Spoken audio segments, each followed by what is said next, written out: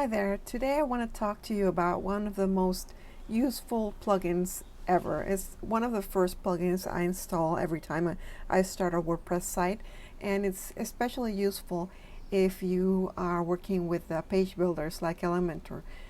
It's the duplicate page plugin. Let's search in the repository. Duplicate page.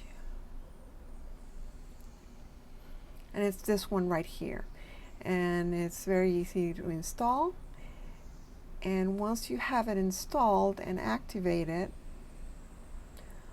all you have to do is go to your posts or your pages and hover over here below, and you will see this, duplicate this.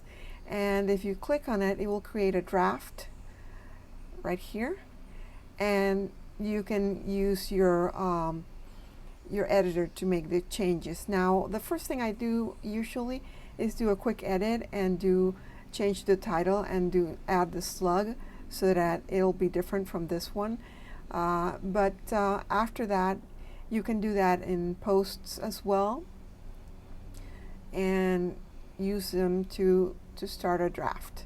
And you'll have to publish it after you're done with your new post or page. And that's it. You use the duplicate page. Once you have your entire page formatted exactly the way you like it.